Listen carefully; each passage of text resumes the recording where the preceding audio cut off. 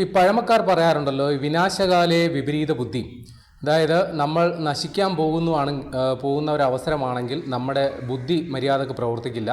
നമ്മൾ അതിന് അനുകൂലമായി നമ്മൾ എങ്ങനെയാണോ നശിക്കേണ്ടത് അതിന് കുറച്ചുകൂടി അനുയോജ്യമായ തരത്തിൽ നമ്മുടെ ബുദ്ധി ചിന്തിക്കും. ഇതാണ് ആ ഒരു പഴഞ്ചൊല്ലിൻ്റെ ഉള്ളടക്കം.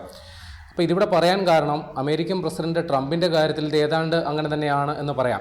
കാര്യം അമേരിക്ക വലിയ രീതിയിലുള്ള അസ്വാരസ്യങ്ങളിലേക്ക് പോകുന്നു, വലിയ രീതിയിലുള്ള സാമ്പത്തിക പ്രതിസന്ധിയിലേക്ക് പോകുന്നു. കാരണം ഈ ലോകമെമ്പാടുമുള്ള രാജ്യങ്ങളോട് വലിയ താരിഫ് യുദ്ധം പ്രഖ്യാപിച്ചതോടുകൂടി അവിടെ അവശ്യ സാധനങ്ങൾക്ക് പലതിനും വില വർദ്ധിച്ചതായിട്ടുള്ള സാഹചര്യം ജനങ്ങൾ വലിയ രീതിയിൽ ബുദ്ധിമുട്ടുന്നു.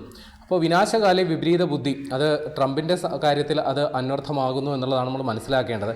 അപ്പോൾ ഇക്കാര്യം തന്നെ ഊന്നി പറയുകയാണ് മുൻ പെൻറ്റഗൺ ഉദ്യോഗസ്ഥൻ. പെൻറ്റഗൺ എന്ന് പറഞ്ഞു കഴിഞ്ഞാൽ അമേരിക്കയുടെ ഈ യുദ്ധതന്ത്രങ്ങൾ തീരുമാനിക്കുന്ന അല്ലെങ്കിൽ പ്രതിരോധ മന്ത്രാലയം അങ്ങനെ തന്നെ പറയാം. അപ്പോൾ ആ കാര്യാലയത്തിലെ മുതിർന്ന മുൻ ഉദ്യോഗസ്ഥനായിരുന്ന മൈക്കൽ റൂബിൻ, അദ്ദേഹം ഇപ്പോൾ ട്രംപിൻ്റെ നടപടികൾക്കെതിരെ നിശിതമായ വിമർശനം, ട്രംപ് ചെയ്യുന്നതെല്ലാം പൊട്ടത്തരമാണ് എന്ന തരത്തിലുള്ള കാര്യമാണ് ഇപ്പോൾ പറഞ്ഞിരിക്കുന്നത്. അപ്പോൾ അദ്ദേഹത്തിൻ്റെ വാക്കുകൾ ഇങ്ങനെയാണ്: അമേരിക്കൻ പ്രസിഡന്റ് ട്രംപിൻ്റെ കാര്യപ്രാപ്തി ഇല്ലായ്മയാണ് റഷ്യയെയും ഇന്ത്യയെയും കൂടുതൽ അടുപ്പിച്ചത്. അതാണ് പറയുന്നത്. അതായത് ഇന്ത്യയെ അമേരിക്ക ഒരു 30 വർഷത്തോളം കാലം അടുത്ത ബന്ധുവിനെ പോലെയാണ് കരുതിയിരുന്നത്. ഇപ്പോഴും ട്രംപ് കൂടെ പറയാറുണ്ട് മോദി എൻ്റെ ഉറ്റ ഫ്രണ്ടാണ് എന്ന തരത്തിൽ. പക്ഷേ പുറകിൽ നിന്നിട്ട് ആറ്റം പണിയും തരും. ഇതാണ് ട്രംപിൻ്റെ കയ്യിലിരിപ്പുള്ളത്. അപ്പോൾ ഇവിടെ ട്രംപിൻ്റെ കാര്യപ്രാപ്തി ഇല്ലായ്മയാണ് ഇന്ത്യയും റഷ്യയും. മുമ്പേ ഇന്ത്യയും റഷ്യയുമായിട്ട് വലിയ സൗഹൃദത്തിലായിരുന്നു. ആ സൗഹൃദം കുറേ കൂടി അങ്ങ് ഊട്ടി ഉറപ്പിക്കാൻ കാരണം ട്രംപിൻ്റെ കാര്യപ്രാപ്തി ഇല്ലായ്മയാണെന്നാണ് ഈ മുൻ പെൻറ്റഗൺ ഉദ്യോഗസ്ഥനായ മൈക്കൽ റൂബിൻ പറയുന്നത്. അമേരിക്കൻ ജനത ഞെട്ടിയിരിക്കുകയാണ്. കാരണം ഇന്ത്യയും അമേരിക്കയുമായിട്ടുള്ള നയതന്ത്ര ബന്ധം വളരെ സുഗമമായിരുന്ന സംഗതിയാണ്. അത് ഇത്രത്തോളം വലിയൊരു നാശകോടാലിയാക്കി തീർന്ന ട്രംപിൻ്റെ നടപടിയിൽ അമേരിക്കൻ ജനത ഞെട്ടിയ അവസ്ഥയിലാണ് എന്നാണ് അദ്ദേഹം പറയുന്നത്. പിന്നെ പറയുന്നു, അപ്പോൾ ഇതിലേക്ക് ട്രംപിനെ നയിച്ചത്, ഇത്ര വലിയൊരു മണ്ടത്തരം ചെയ്യാൻ ട്രംപിനെ സഹായിച്ചത് പാകിസ്ഥാൻ്റെ ഫ്ലാറ്ററിങ് എന്താണെന്നറിയാമല്ലോ, പുകഴ്ത്തൽ. ഒരു കാര്യവുമില്ല, ട്രംപ് വലിയ സംഭവമാണ്, ചുമ്മാ പൊക്കിയങ്ങ് അടിച്ചിട്ടുണ്ടാവും. അപ്പോൾ അതും പിന്നെ കൂടാതെ ബ്രൈബറി എന്ന് പറഞ്ഞാൽ ഏതെങ്കിലും തരത്തിലുള്ള കൈമടക്ക്. ഇപ്പോൾ ട്രംപിന് കൈക്കൂലി കിട്ടേണ്ട ആവശ്യമുണ്ടോ എന്ന് ചോദിച്ചാൽ ഇല്ല. അപ്പോൾ സാമ്പത്തികമായിട്ടല്ല, മറ്റേതെങ്കിലും തരത്തിലുള്ള കൈമടക്ക് അദ്ദേഹത്തിന് കിട്ടിയിട്ടുണ്ടോ എന്ന് നമുക്കറിയില്ല. ഏതെങ്കിലും തരത്തിലെന്ന് പറഞ്ഞാൽ ഏത് തരത്തിലുമാകാം. ട്രംപിനെ സംബന്ധിച്ച് അത്തരം ചില വാർത്തകൾ നേരത്തെ വന്നിട്ടുണ്ട്. അപ്പോൾ ഒന്നെങ്കിൽ പാകിസ്ഥാനോ അല്ലെങ്കിൽ പാകിസ്ഥാൻ്റെ ശിങ്കിടികളായ ഖത്തറോ തുർക്കിയോ വഴി ട്രംപിന് എന്തെങ്കിലും കാര്യമായ എന്തോ കിട്ടിയിട്ടുണ്ടാകും. അതുകൊണ്ടാണ് ഇന്ത്യക്കെതിരെ ഇത്തരത്തിൽ വലിയൊരു നിലപാടെടുത്തതെന്നാണ് മുൻ പെൻറ്റഗൺ ഉദ്യോഗസ്ഥനായ മൈക്കൽ റൂബിൻ ഇപ്പോൾ പറയുന്നത്. പിന്നെ ഒരു കാര്യം കൂടി അദ്ദേഹം പറയുന്നു.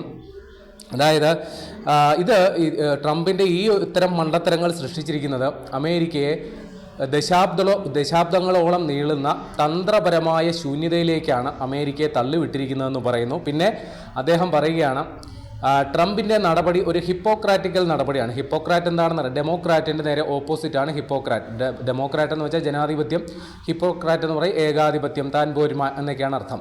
അപ്പോൾ താൻ പറയുന്നത് താൻ പിടിച്ച മുയലിന് 4 കൊമ്പ് എന്ന രീതിയിലാണ് ട്രംപ് ഇക്കാര്യത്തിൽ ഇന്ത്യയോട് ഇടപെട്ടത്. പ്രത്യേകിച്ചും ഇന്ത്യ റഷ്യയിൽ നിന്ന് എണ്ണ വാങ്ങുന്ന കാര്യത്തിൽ. അതായത് ഇന്ത്യയെ പഠിപ്പിക്കാൻ ശ്രമിച്ചു ട്രംപ്. റഷ്യയിൽ നിന്ന് എണ്ണ വാങ്ങിയാൽ എന്താണ് കുഴപ്പം എന്ന കാര്യത്തിൽ ഇന്ത്യയെ ക്ലാസ് എടുക്കാൻ നോക്കി ട്രംപ് എന്നാണ് പറയുന്നത്. ആ കാര്യങ്ങൾക്ക് കൃത്യമായ ന്യായീകരണം അമേരിക്കയുടെ ഭാഗത്തു നിന്നില്ല. പിന്നെ എന്തുകൊണ്ട് ഇന്ത്യ റഷ്യയിൽ നിന്ന് എണ്ണ വാങ്ങുന്നു എന്നുള്ളതിന് ഇന്ത്യക്ക് പക്ഷേ കൃത്യമായ ന്യായീകരണമുണ്ട്. ഇന്ത്യയുടെ ഊർജ്ജ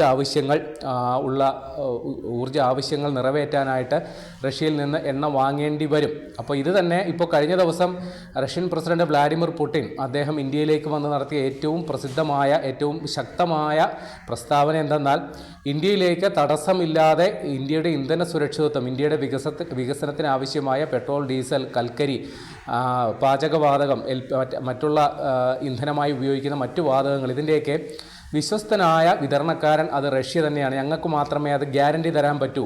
അനുസ്യൂതമായിട്ട് റഷ്യയിൽ നിന്ന് ഇന്ധനം ഇന്ത്യയിലേക്ക് ഒഴുകും എന്നുള്ള പ്രഖ്യാപനം അദ്ദേഹം നടത്തി. അമേരിക്കയുടെ ഭീഷണി ഉള്ളപ്പോഴാണ് അദ്ദേഹം ഈ പ്രസ്താവന നടത്തിയെന്നുകൂടി ഓർക്കണം. അപ്പോൾ ഇവിടെ ഈ മൈക്കൽ റൂബിൻ വീണ്ടും കുറച്ച് കാര്യങ്ങൾ പറഞ്ഞിട്ടുണ്ട്. അതായത് അമേരിക്ക ഒരു കാര്യം മറന്നുപോയി.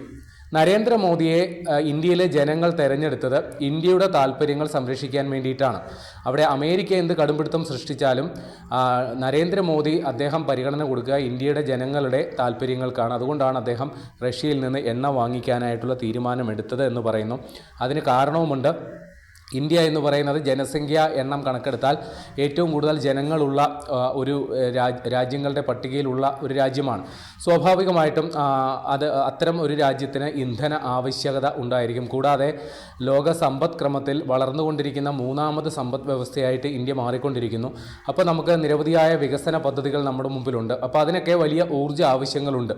ഇത് നിറവേറ്റുന്നതിന് വേണ്ടിയിട്ട് നമുക്ക് സ്വന്തമായി അത്തരം വിഭവങ്ങളില്ലാത്തത് കൊണ്ട് തന്നെ റഷ്യയെ പോലെയുള്ള മറ്റ് രാജ്യങ്ങളെ ആശ്രയിക്കുക എന്നുള്ളത് നമുക്ക് വേറെ നിവൃത്തിയില്ല.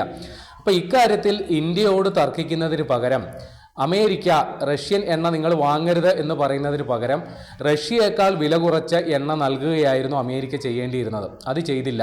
അതല്ലാണ്ട് മാറി നിന്നുകൊണ്ട് ഇന്ത്യക്ക് ക്ലാസ് എടുക്കുക, ഇന്ത്യയെ ഉപദേശിക്കാൻ നോക്കി, ഇന്ത്യയെ ഭീഷണിപ്പെടുത്താൻ നോക്കി.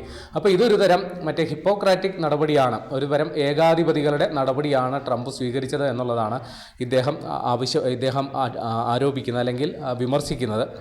പിന്നെ അദ്ദേഹം മറ്റൊരു കാര്യം കൂടി പറയുന്നുണ്ട്. ഇപ്പോൾ ഇത്തരത്തിൽ ഒരു പ്രശ്നങ്ങൾ, അതായത് ഈ എണ്ണ ലഭ്യത സംബന്ധിച്ചുള്ള പ്രശ്നങ്ങൾ പരിഹരിക്കാൻ സാധിച്ചില്ലെങ്കിൽ വെറുതെ വായ് മൂടി കെട്ടിയിരിക്കുകയാണ് വേണ്ടത്. അതായത് ഇന്ത്യക്ക് കുറഞ്ഞ വിലയിൽ എണ്ണ തരാൻ അമേരിക്കയ്ക്ക് സാധിക്കുന്നില്ലെങ്കിൽ നിങ്ങൾ വെറുതെ പ്രശ്നം ഉണ്ടാക്കാൻ നോക്കരുത്, പകരം വായ് മൂടിക്കെട്ടി മാറിയിരിക്കുകയാണ് വേണ്ടത്. ഇന്ത്യയുടെ കാര്യം നോക്കാൻ ഇന്ത്യക്കറിയാം. ഇന്ത്യയുടെ താല്പര്യങ്ങൾക്ക് ഇന്ത്യയുടെ ജനങ്ങളുടെ താല്പര്യങ്ങൾക്കാണ് ഇന്ത്യ ആദ്യ പരിഗണന നൽകുന്നത് എന്നും അദ്ദേഹം പറയും. നമുക്കറിയാമല്ലോ, കഴിഞ്ഞ ഓഗസ്റ്റിലാണ് അമേരിക്ക ഇന്ത്യക്കെതിരെ റഷ്യയിൽ നിന്ന് എണ്ണ അതിൻ്റെ പേരിൽ മാത്രം 25% അധിക താരിഫ് ഏർപ്പെടുത്തിയത്. നേരത്തെ വ്യാപാര കമ്മിയുടെ പേരിൽ 25% കൂടി താരിഫ് ഉണ്ടായിരുന്നു. അങ്ങനെ മൊത്തം 50% ഭീകരമായ നികുതിയാണ് ഇന്ത്യക്ക് മേൽ ചുമത്തിയിരിക്കുന്നത്. അപ്പോൾ ഈ നികുതി ഭാരം പിൻവലിക്കാം, ഇന്ത്യയും അമേരിക്കയും തമ്മിൽ വ്യാപാര കരാർ ഉണ്ടാകും എന്ന് നിരന്തരം ട്രംപ് ഇപ്പോൾ പറയുന്നുണ്ട്. പക്ഷേ ഇപ്പോഴും ആ അന്തിമ പ്രഖ്യാപനം ഉണ്ടായിട്ടില്ല. അപ്പോൾ ഈ കാര്യത്തിൽ ഒരു പ്രഖ്യാപനം ഉണ്ടാകുന്നത് വരെ ഇത്രയും ഭാരിച്ച നികുതി ഇന്ത്യയുടെ തലയ്ക്ക് മുകളിൽ ഇപ്പോഴും ഉണ്ട്. അപ്പോൾ തീർച്ചയായിട്ടും അമേരിക്ക ഒരു വിട്ടുവീഴ്ചയ്ക്ക് അല്ലെങ്കിൽ ഇക്കാര്യത്തിലൊരു പുനർചിന്തനയ്ക്ക് തയ്യാറാകുന്നില്ല. അപ്പോൾ ഇന്ത്യയുടെ നിലപാടുകൾ എടുത്തേ പറ്റൂ. നിലവിൽ ഇന്ത്യ റഷ്യയിൽ നിന്ന് ക്രൂഡ് ഓയിൽ കൊണ്ടുവരുന്നതിൻ്റെ അളവ് വലിയ രീതിയിൽ കുറച്ചിട്ടുണ്ട് എന്ന് വെച്ചാൽ അതിൻ്റെ അർത്ഥം പൂർണ്ണമായി അത് നിർത്തിവെക്കും എന്നല്ല. ഇപ്പോൾ അമേരിക്കയ്ക്ക് നമ്മളൊരു അവസരം കൊടുത്തിരിക്കുന്നു എന്ന് വേണം തൽക്കാലം കരുതാൻ. കാരണം അവർ ഇന്ത്യക്ക് അനുകൂലമായ ഒരു വ്യാപാര കരാറിലേക്ക് എത്തും എന്നുള്ള ഒരു പ്രതീതി സൃഷ്ടിക്കുന്നുണ്ട്. പക്ഷേ അന്തിമ പ്രഖ്യാപനം നീണ്ടു പോവുകയാണ്. ഈ നീണ്ടു പോകുന്ന സാഹചര്യത്തിൽ തീർച്ചയായിട്ടും ഇന്ത്യക്ക് ഇന്ത്യയുടേതായ നിലപാടുകൾ എടുക്കേണ്ടി വരും എന്നുള്ളത് തീർച്ചയാണ്. സ്വാഭാവികമായിട്ടും റഷ്യൻ പ്രസിഡന്റ് ഇന്ത്യയിലേക്ക് സന്ദർശനത്തിന് വന്നതിൻ്റെ പ്രധാന ഉദ്ദേശങ്ങളിലൊന്ന് ഇന്ത്യയെ കൊണ്ട് വീണ്ടും റഷ്യയിൽ നിന്ന് ഇന്ധനം വാങ്ങിപ്പിക്കുക എന്നുള്ളതാണ്. ഇപ്പോൾ രണ്ട് രാജ്യങ്ങളും തമ്മിൽ 2030 $100 ബില്യൺ അമേരിക്കൻ ഡോളറിൻ്റെ വ്യാപാരം നടത്താം എന്നുള്ളൊരു ധാരണയും ആയിട്ടുണ്ട്. ഇപ്പോൾ നമ്മൾ ഏതാണ്ട് 68 ബില്യൺ അമേരിക്കൻ ഡോളറിൻ്റെ വ്യാപാരമാണ് റഷ്യയുമായി നടത്തുന്നത്. അതിൽ വലിയൊരു ഭാഗം റഷ്യയിൽ നിന്ന് ക്രൂഡ് ഓയിൽ ഇറക്കുമതി ചെയ്തതുമായി ബന്ധപ്പെട്ടാണ്. അപ്പോൾ ഈ 100 ബില്യൺ അമേരിക്കൻ ഡോളറിലേക്ക് വ്യാപാര പരിധി ഉയർത്തുക എന്ന് പറഞ്ഞാൽ തീർച്ചയായിട്ടും അതിലൊരു ഭാഗം ഈ എണ്ണ ഇറക്കുമതി തന്നെ ആകാനാണ് സാധ്യത. കൂടാതെ ചില പ്രതിരോധ സാമഗ്രികളും ഇന്ത്യ റഷ്യയിൽ നിന്ന് വാങ്ങും എന്നും അറിയുന്നുണ്ട്. ഏതായാലും ഇക്കാര്യത്തിൽ ട്രംപിൻ്റെ നയം അത് നേരത്തെ തന്നെ പലവട്ടം അമേരിക്കയിലുള്ള മുൻ ഭരണകർത്താക്കളടക്കം നയതന്ത്ര പ്രതിനിധികളടക്കം ട്രംപിൻ്റെ ഇത്തരം പ്രഖ്യാപനങ്ങളെല്ലാം മണ്ടത്തരമാണ്. അത് അമേരിക്കയ്ക്ക് വലിയ തിരിച്ചടി ഉണ്ടാക്കും. ഇന്ത്യയെ പോലെയുള്ള ഒരു ഒരു ചൈനയ്ക്കെതിരെ അണിനിരത്താൻ പറ്റുന്ന ഒരു ഉറ്റ ചങ്ങാതിയെ ശത്രുപക്ഷത്ത് കൊണ്ട് നിർത്തുക എന്ന് പറഞ്ഞു കഴിഞ്ഞാൽ അമേരിക്കയ്ക്ക് ഏതാണ്ട് 30-20 വർഷമായിട്ട് നടത്തിയ പ്രയത്നങ്ങളെല്ലാം വെറും 1-2 മാസത്തെ ട്രംപിൻ്റെ ചെയ്തി കൊണ്ട് വിഫലമാക്കുന്ന അവസ്ഥയാണ് എന്ന രീതിയിൽ നേരത്തെ തന്നെ വിമർശനങ്ങൾ വന്നതാണ്. ഏതായാലും ഈ മൈക്കൽ റൂബിൻ്റെ ഈ ഒരു വിമർശനം അത് തീർച്ചയായിട്ടും ട്രംപിന് അത് മനസ്സിലാക്കാൻ പറ്റുമെങ്കിൽ മനസ്സിലാക്കട്ടെ, അദ്ദേഹം തിരുത്താൻ സാധിക്കുമെങ്കിൽ തിരുത്തട്ടെ.